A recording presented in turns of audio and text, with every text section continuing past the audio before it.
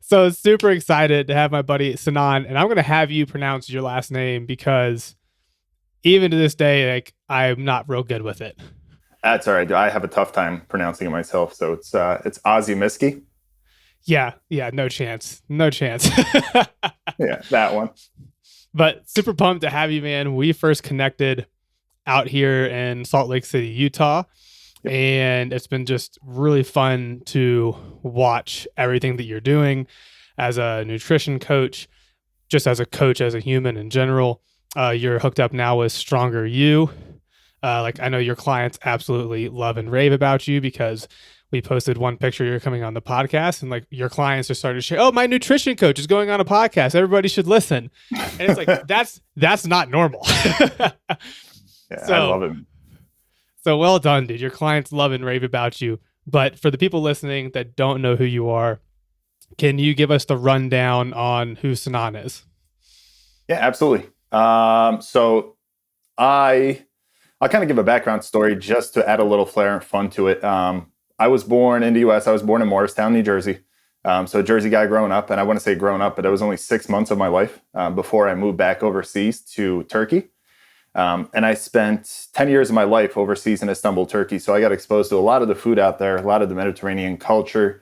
Whether it was it was primarily when it came to a diet. I didn't even think about diet when I was a kid that young, but primarily it was just mostly fish and vegetables and fruit for me. And it was everything from a farm to the table. So as a kid, I think I got that exposure to it and kind of just like flashed myself to nutrition without realizing it.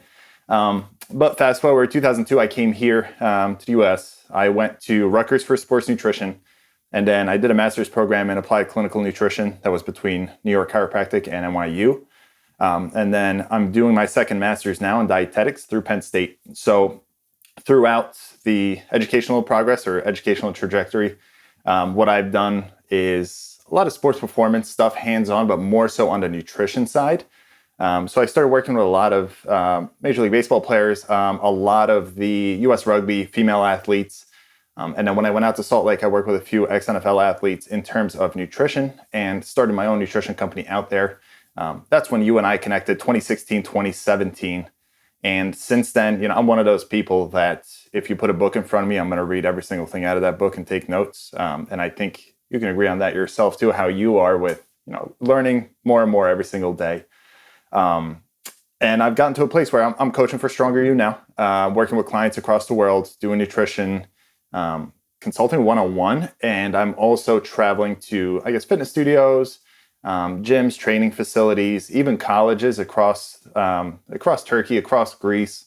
Stopped at a few spots in England, a few spots in Belgium. So doing a lot of nutrition seminar pieces around the country. And it's been a journey, man. It's been fun.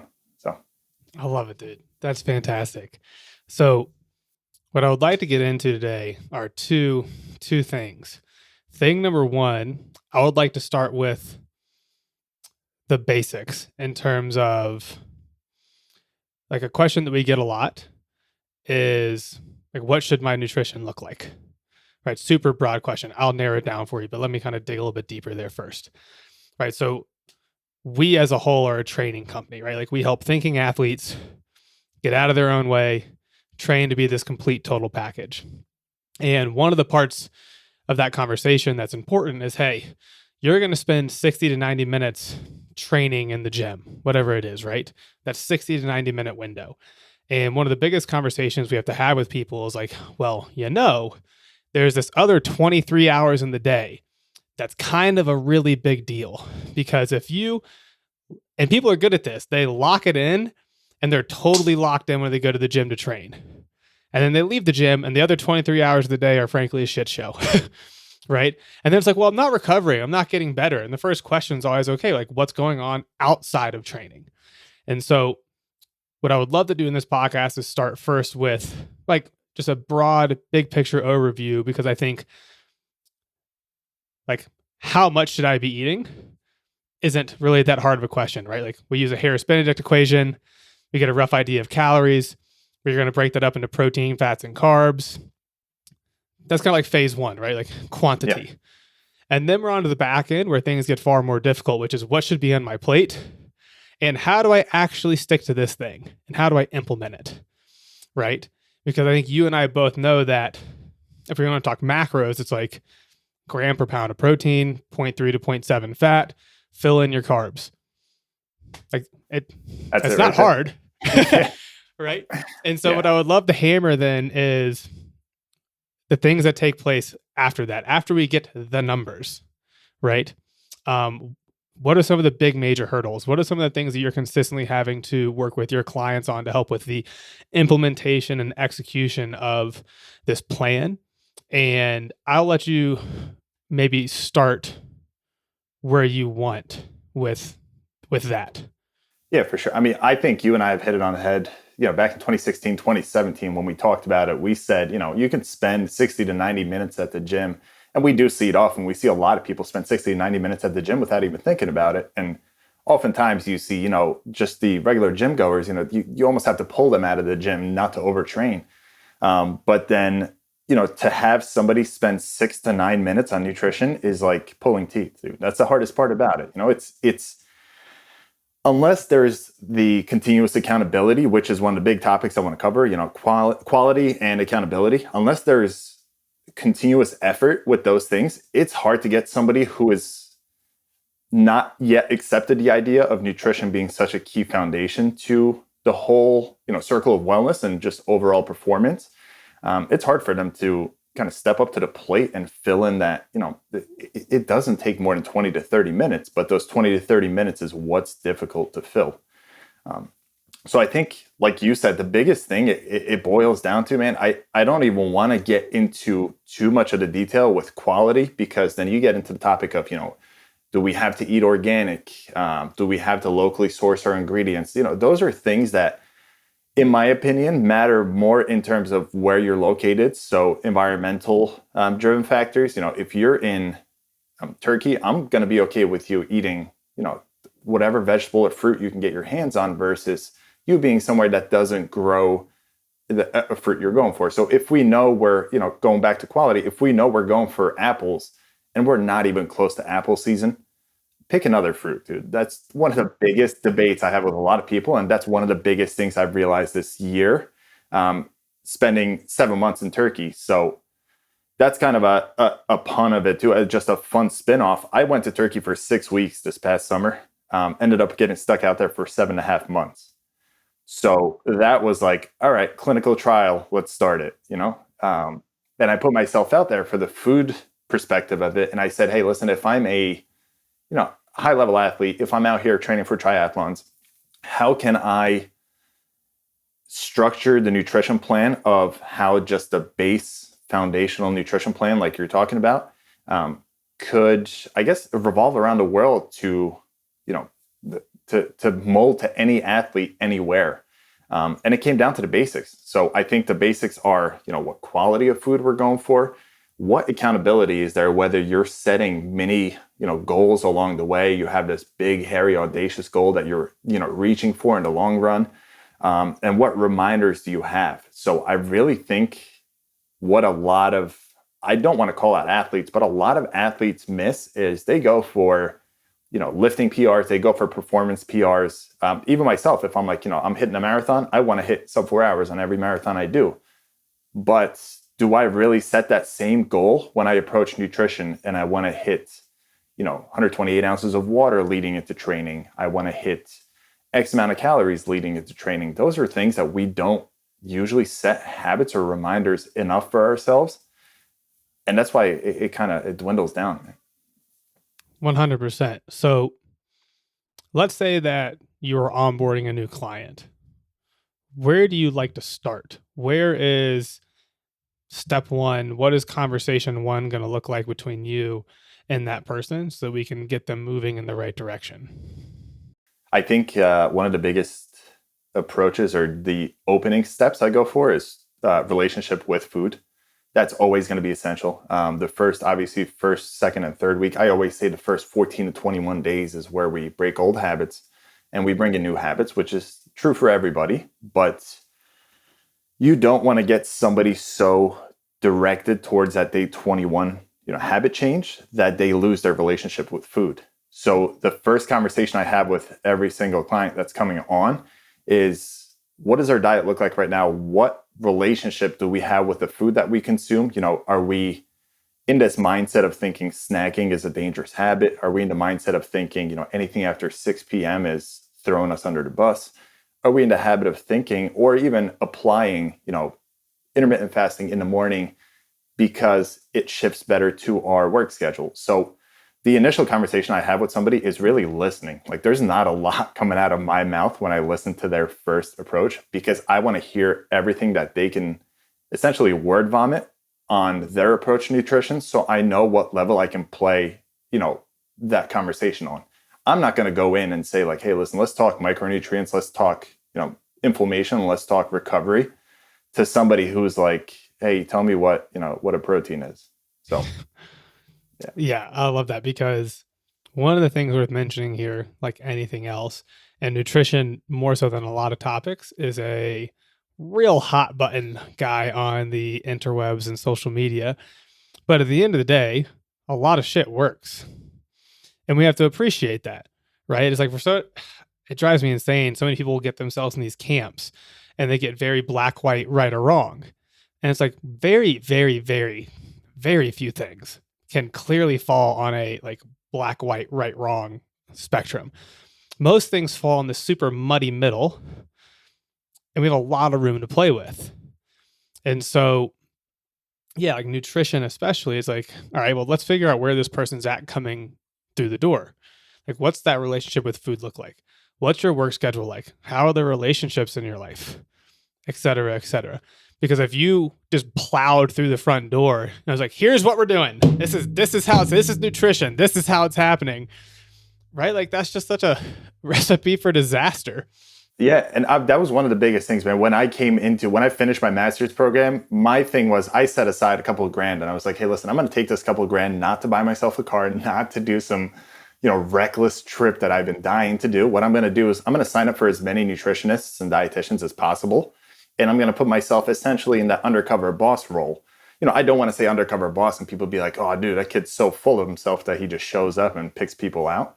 But it was more so like, let me put myself in a hot seat and let me see what it looks like from the different approaches so that I know, where to clean things up, where to not, press that hot button, like you said, where to, not completely miss the initial connection with a client. Those are the certain things. So I've had experiences where I've, had to go through like 3-4 interviews to sit down with a nutritionist. And I walk in and dude walks up, writes numbers on the board with, on a whiteboard with a marker, is like, hey, good luck. And then walks right out. I'm not even shitting you, dude. Like that was it. And I was like, I just paid $250 to sit down with this dude and have a conversation about food. And I'm looking at I felt like a beautiful mind. I was like, what are these numbers right now, dude? Like, I have no idea what's going on.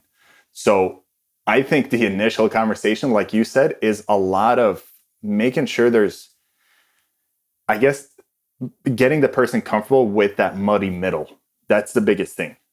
And I think, like you said, with social media, with a lot of talk regarding diets out there, I think one of the biggest things is we have this, I don't want to say mindset, but we have this belief that it has to be one or the other. So you have to either, like carbs or hate carbs. You have to either, eat fruit or fruit sugar is still sugar. Like, you have those arguments. So what you need to realize is somebody could literally take every single approach and, fluctuate throughout the week, not to an extreme, but to a moderate play and still feel their best at the end of the week. So there is no like clear cut, like, hey, I'm going to starve you for 5 days and you're going to be the leanest person I know. Sure, that might be the case, but then I'm going to be like, hey, why don't you go ahead and pull 300 off the ground? You'll black out immediately. You know what I mean? There's such a middle ground that we need to figure out, that the initial conversation has to be that relationship with food, and it has to be letting the person know that, hey, listen, I'm not here to preach one thing over the other. We just have to find what works for us. I love that. That's really, really good. So I would love to drill a little bit deeper on the relationship with food bit. A lot of times on the podcast, like I think the podcast is a great place to hit things without it's very hard to go super down in the weeds on stuff on a podcast. It's more, here's this thing, we're gonna have a conversation about it. If you think it's really interesting, now you got a nugget and a vein to chase a little bit, right? But I'm always trying to look for commonalities, right? Like averages, Pareto principle type stuff. So if you think about all the people you've worked with, you think about their relationships with food, are there very repeatable, common things that come up in terms of like you're having conversations, you're like, oh, okay, like this person approaches food in this way, especially with our population, like more thinking athletes, they love to train, they like to get after it. Like for our people, it's not a question of, are you going to work out? It's a question of, what are you going to do? Are you going to overthink it and fuck it up because you're going to try and do it all yourself? And you're probably going to do too much, right? So I'm just curious if there's like a very common pattern that you see in that conversation.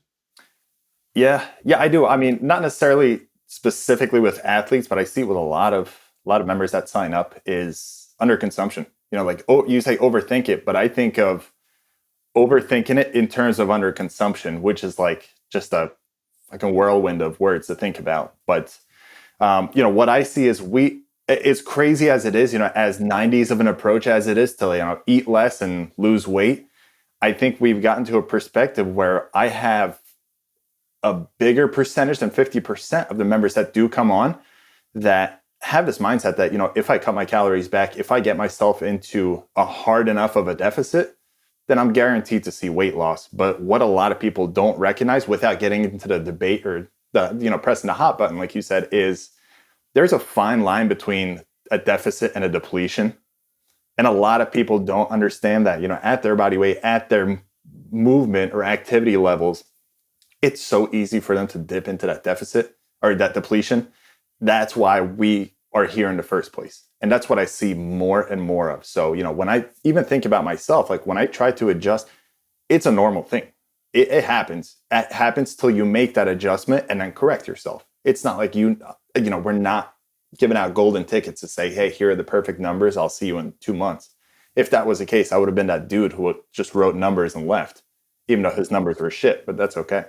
But the thing is, you know, you have to realize what is accessible, what works for your body, what your week looks like.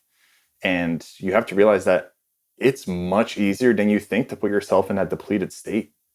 And a lot of people don't give themselves the benefit of the doubt that they are working 12, 15, 18-hour days sometimes, especially with, you know, the industry that we're working in now. We're looking at with, you know, the pandemic changing everything around too, that everyone's like, hey, I'm not even getting out for more than a 20-minute walk so I can bring my calories down.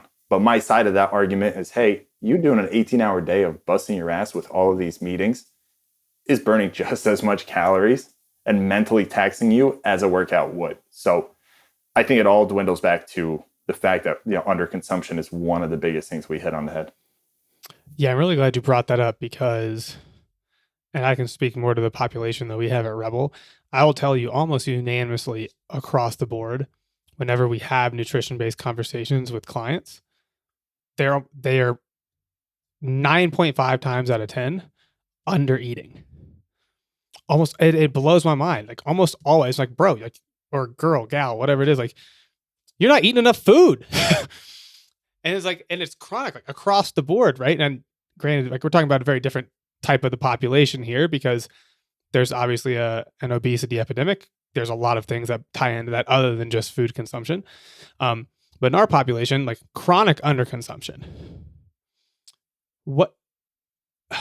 Why do you think that is? Is it like they're not tracking and counting? There's this idea that like, oh, I just don't want to eat too much. Like, because it's weird for me.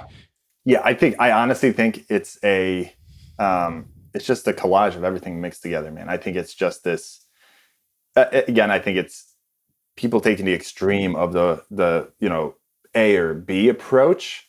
And I think, you know, they see on social media like, hey, you know, this dude's running the same stuff, you know, that I'm running, or he's training the same way I'm training, but he's absolutely, you know, shredded.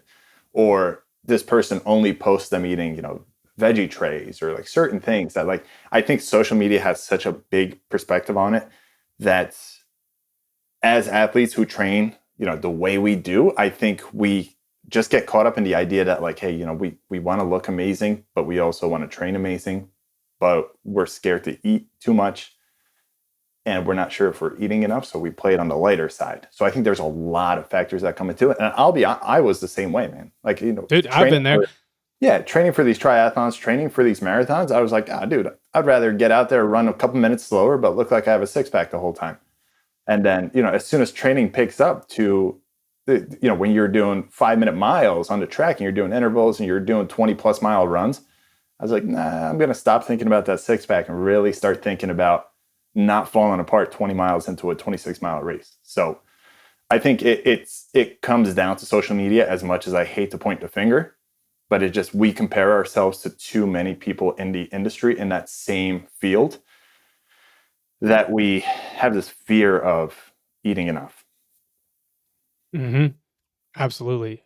How do you, from a strategy tactic standpoint, how do you like to go about increasing calorie consumption for somebody who is under, right? Like we're not where we need to be. We need to start bumping up calories, right? Because just saying like, okay, like let's just go from 0 to 100. Here's all the extra stuff you're not eating, right? Like there's a way in which to increase that calorie intake that's smart. Yeah. Yeah. And I think from 0 to 100, if you do that, you're 99% of the time, that person is not going to consume that. If I was to be like, hey, James, you're not eating enough, let's add 1,000 calories on. Like if you've already came to me with the approach that you're not eating enough, you'd be like, yeah, I'll do that, coach. And then the next day you're like, hey, I pulled in an extra 50 calories. Is that enough? Yeah, you look at your plate and you're like, oh, sweet Mary, Mother of God. There's so much food. Yeah, you don't want to scare that person away. And I think that's one of the biggest things. I think you have to, one, listen to why they're having that lighter approach to begin with. There's always a cause. There's always something foundational that you can pinpoint. So if somebody has, had previous exposure to a certain diet, not going to call out any diets, but to a certain diet that, they've stayed away from certain macronutrients, they've stayed away from certain ingredients because of a fear, that's going to be the harder one for you to hit and introduce. So that's where the conversation comes from: food quality and specific food groups. So if somebody's like, 99%, or I don't want to say 99%, maybe 80% of the time, you have people that are under consuming carbs because they've fallen into the track of, if we follow a pseudo keto approach, then we're bound to look like everybody that does it. And the thing that we see is, rather than saying, hey, I'm going to bump carbs up from 155 grams to 185 grams, that 30 grams, even though it's, 120 calories, someone's like, whoa, no, hell no, I'm not doing that. Because they're like, I'm immediately going to blow up and I'm not going to feel well. But if I say like, hey, listen, instead of doing 30 grams on paper, don't worry about numbers right now. Give me an extra cup of blueberries in the morning and then have a third of a baked sweet potato with your dinner. And to that, extent, that sounds so appealing to them. They're like, oh, hell yeah, I can do blueberries. Blueberries are in season. Or like, pinpoint it to stuff that is visually approachable and just appealing in general, than to be like, hey, well, I'm a numbers guy. Here are your numbers. Give it to me or get out. So, yeah, I really like that frame shift in terms of like where you're putting their focus. Yeah, that's really good. Yeah, and I think with one of the biggest things too, like that's, approaching it from carbohydrates. If there's still under consumption of fats, there's still under consumption of proteins. The biggest thing is with fats, we have to make sure that they're not under consuming fats because they have this, fat-free approach from the 80s and 90s diets. So the biggest way I kind of talk that up in terms of more of a clinical approach is, hey, listen, we're not seeing as much, GI functionality or gut movement and just bowel movement because there's just no lubrication within the GI. So even if it's like, hey, let's start cooking with different oils, whether it's coconut oil, we add half an avocado to your breakfast, just certain little things that are just going to, are going to make you feel better right away because of, added fiber, added nutrients, and just added fluidity, gastrointestinal wise. People are going to come back and say, hey, listen, it didn't even feel like I added extra fat. And that's a win right there. And same with protein. I'm not going to say, hey, listen, you're not hitting your protein. So right before you get to bed, why don't you give me 4 scoops of collagen mixed with water and try not to throw up? If I say that to someone, everyone's going to be like, yeah, my husband hates me or my wife hates me because I'm in bed drinking this nasty smelling shake just to meet numbers. And at that just point, Dutch oven each other all night. Yeah, I would rather you not meet numbers at that point and us slowly work in bigger portions throughout the day than to have you sneaking into bed with a tray of food just to make sure you meet a number. Mm-hmm. Yeah, because I think the digestion component there is a really interesting one to consider. Well, there are 2 things there. one, to backtrack slightly to the carb-based conversation. And like, this would be more advanced. This is not something that a lot of people will do, right? But like, you can go buy a glucometer at Walmart and blood sport prick yourself throughout the day, and you can get a really good idea, like, what's your blood sugar doing? What is your actual blood sugar?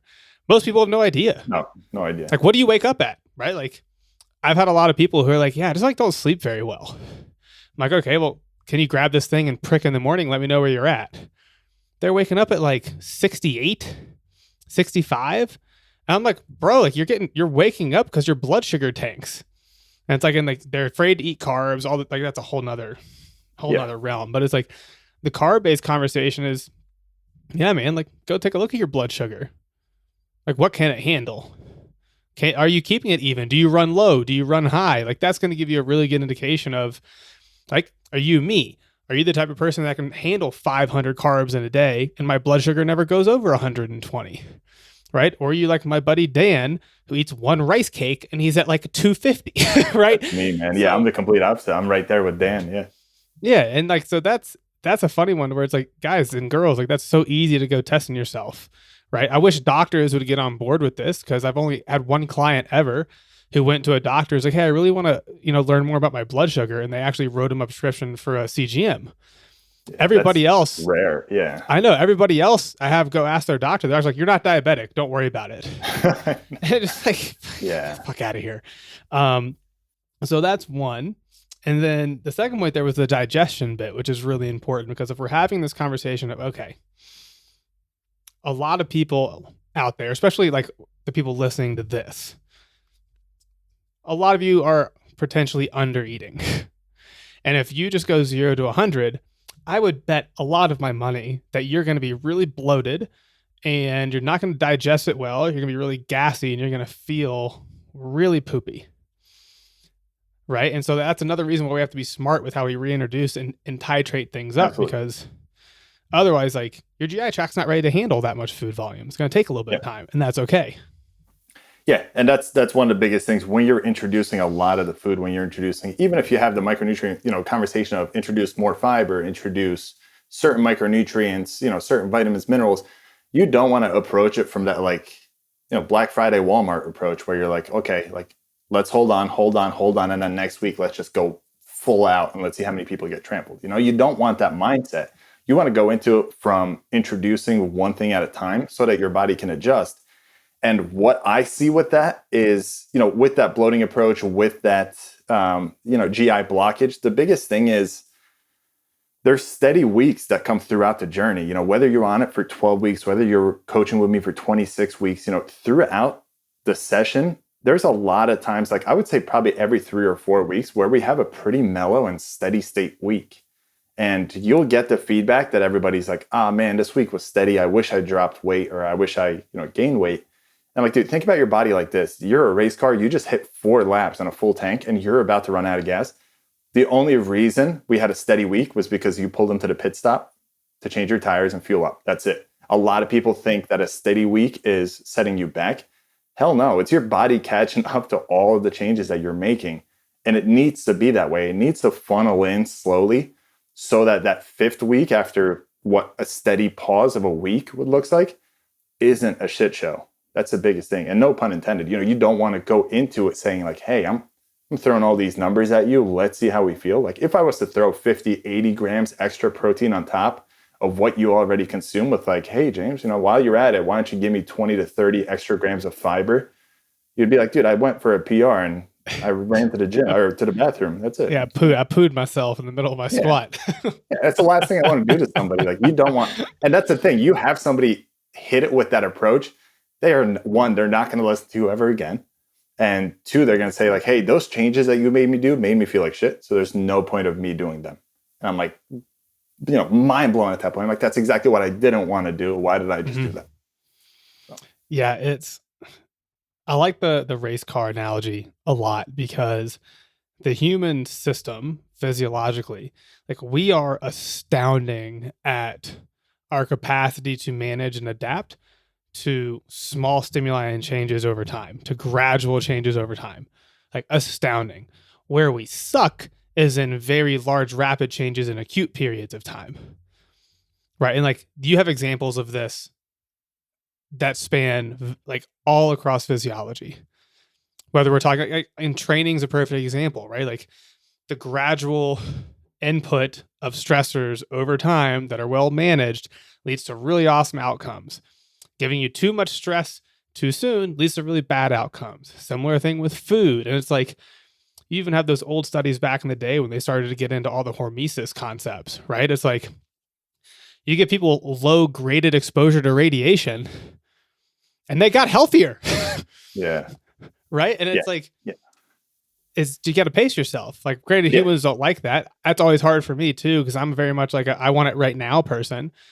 But if you can just like zoom yourself out a little bit and appreciate, okay, if I'm consistent, this is where I'm going to be in 3 months.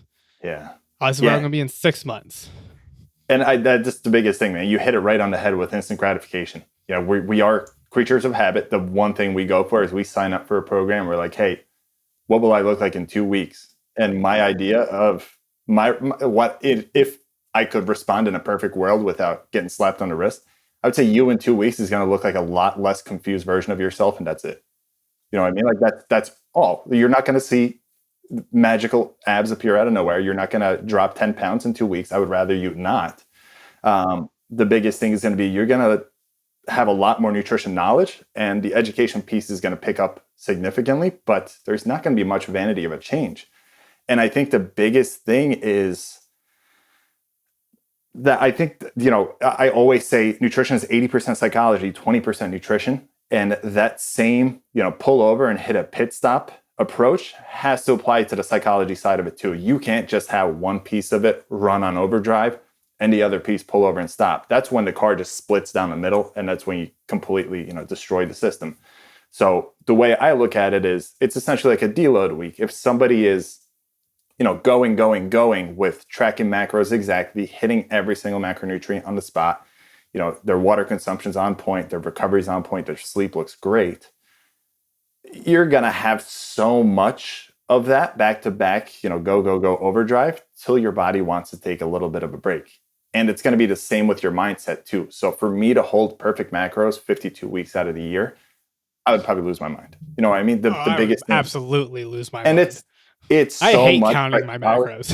Exactly. And it's so much psychology that a lot of people miss that. So the biggest thing is, and I think the biggest mind-blowing piece is when I tell somebody, hey, listen, 4 weeks in, once we get comfortable, once we know what our plate looks like, once we know what, not feeling full, but feeling satisfied and feeling fueled enough for your nutrition or for your training looks like, that's when I want to take a break from counting macros for a few days and challenge you to not count and just base it off of body feel. And I say that to them and they're like, nah, no way. And I'm like, don't even step on the scale while you're at it. Step away from the scale. So I pull everything out of it. And the biggest reaction I get is like, oh man, how am I supposed to function when I don't count? And I was like, how'd you function for 29 years leading up to here? And that's the biggest thing is that refresher that while the car is in the pit stop getting the tires and, fuel changed, the biggest thing is you pull the driver out, you make them shake their head out and you get back in the driver's seat. And that's the biggest thing that I see. So beautiful. Set of thought. I had to write it down. Yeah. And so I think we're so in sync in terms of how we think about and process so much of this information. And I think the next best place to go from here potentially is thinking about, well, one quick thought actually on what was just said prior to us going to the next thing, which is I like to approach it a lot in the way that you just mentioned. Like for myself, it's like I have a really good feel over time of like, am I recovering from training? I weigh myself in the morning so I can see if my body weight's stable or changing. And as long as I'm recovering and my body weight's doing what I want it to do, I'm not going to measure a damn thing because I hate doing it. Like measuring food for me makes eating a miserable experience. I just eat purely based off feel. If I'm not recovering or if the scale is going in a direction I'm not happy with, then I lock in and I measure, and I'll do it for like 1 to 2 weeks. I get it back to where I want it. And I'm like, okay, like I'm very aware of what my food volume looks like. Like, what does my plate look like when I sit down to eat? How much is there? And then I just go back to my natural intuition. It's like, okay, I have a good feel now for how much I should be eating. I'm just going to do this until I need to potentially make a change again. Yeah, and you're the same exact approach on flip-flop. You know what I mean? You're the same way that not measuring it and not being so meticulous with it is what works for you. So when you need to pull over and change the tires, that's you tracking for a week or 2 weeks. And that's the big, that's how I'll be completely honest. I don't track. And that's the biggest thing for me is all my training, everything I do, it's a matter of body feel and it's a matter of how I recover. And that's what, gauges my consumption habits. That's what gauges my balance with nutrition. And that's what gauges, any hydration cues that I need to correct. But if it gets to a point where I'm a couple weeks out from a race or an event that I'm like, dude, I don't know what I'm, how I'm feeling. I don't want to say I don't know what I'm doing, but I don't know why I'm feeling certain little things right now that I need to correct. Then I'll sit down, I'll plug stuff into my fitness pal and I'll say like, hey, listen, this is where I'm having a little gap in my system. And I couldn't pick up on that based off of the just looking at my food and certain things like that. But I think there's a and a B approach to you're either tracking and you take that 1 week off to refresh and you get back to tracking, or you're just never tracking. You use that 1 or 2 weeks or maybe 1 or 2 months of tracking to refresh your memory of what that looks like and you sustain it. Yep. Total agreement. So I think the next place to go then is the implementation and execution of all of this and why it's so important to have some type of a accountability source, something to turn to in this realm, right? I think people are always really hesitant to have a coach, and then they get a coach and they're like, why did I wait so long? This is amazing. Yeah. Right. And so like whether you're going to get a coach or whether it's going to be a friend or somebody, it's like in training, nutrition, in business and life, whatever it is, like being a lone wolf is really freaking hard. And right. So for you, when you think about being that accountability source for people, like how important is that in terms of helping people with the implementation and the execution and helping them when something goes wrong? Because that's usually the big one for most people, right? When things are going great, they're like, oh, I don't need a coach. Yeah. Right. But the minute that some hurdle comes up, they have some question, something they're unsure about, that's where the coach, the guide becomes so important to keep you on the tracks. Yeah. Yeah. And we were just talking about this today, actually, in terms of, that firefighting approach. At first, when you have to rely on a coach to pull you out of those situations, I think I look at it as, firefighting, but then you have the situations in terms of, hey, I'm coming towards the end of a session. What do I think? What do my end results look like? What do my goals look like? And then you remind that one person that like, hey, you're probably pretty good to fly solo right now, but don't forget that you have Memorial Day weekend coming up and then you have 4th of July coming up. And they're like, whoa, I definitely need some accountability through those situations. And that's where, that coaching piece comes in. So kind of rewinding back to what you mean, or what you're talking about is I think the accountability and the coaching side, a lot of people overlook it because they have this beta mindset of like, dude, if somebody has to hold my hand, then I'm probably just too soft at approaching it. I'm like, no, that's not the case. That's one of the biggest things with business. You have a business coach, you have an accounting coach, a finance coach. I have coaches for everything in my life. If I care about it, I have a coach.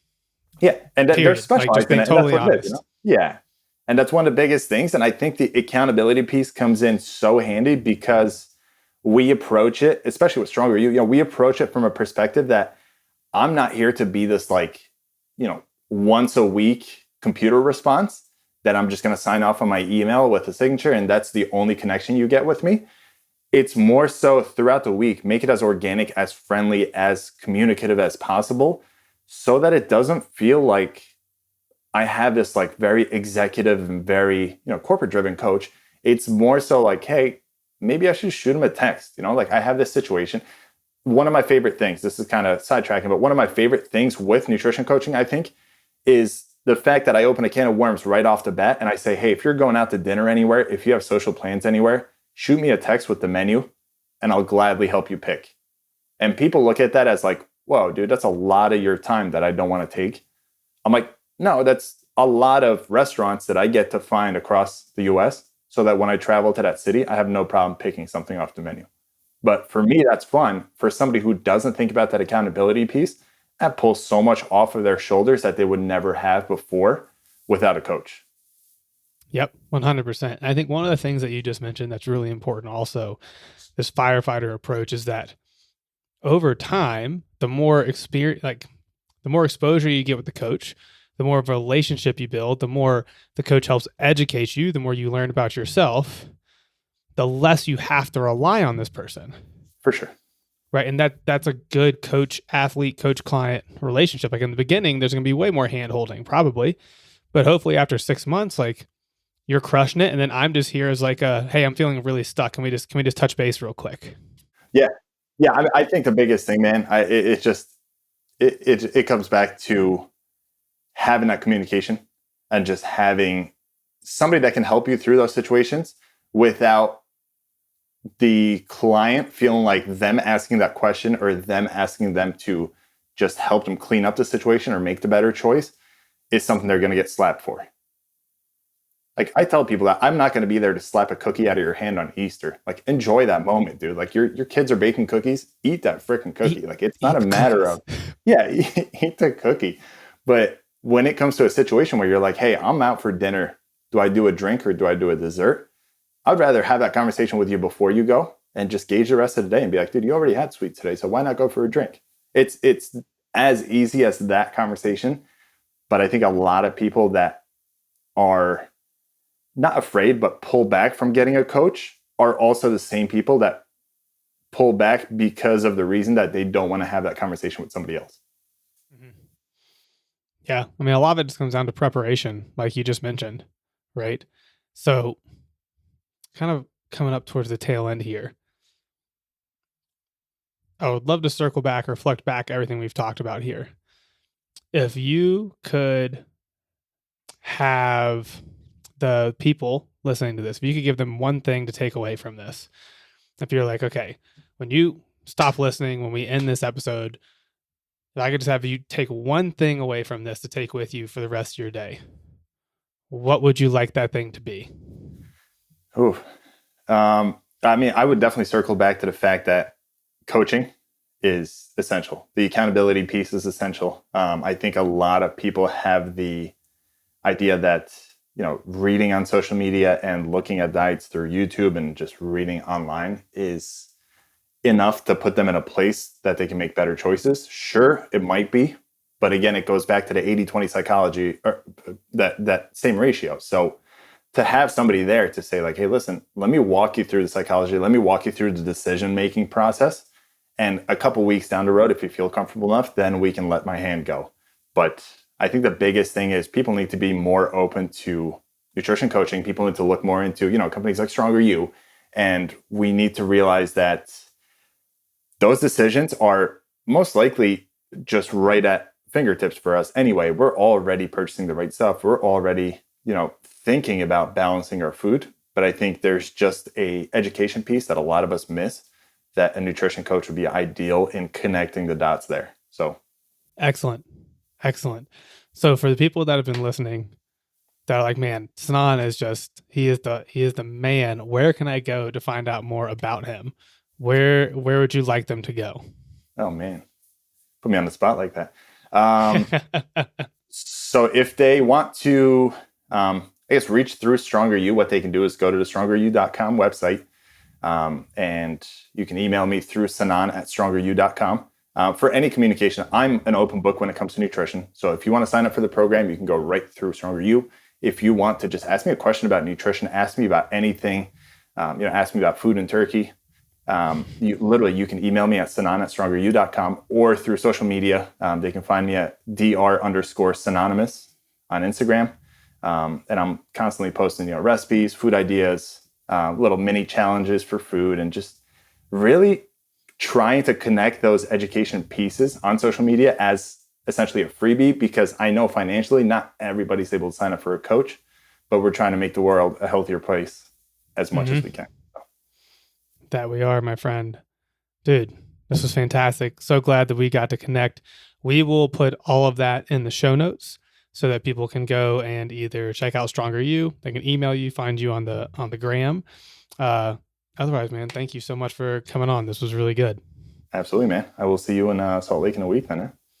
Oh, yeah. Let's do it. All right, folks. You guys have an amazing, beautiful week, and we'll be back next Monday. Appreciate you. Thanks, man.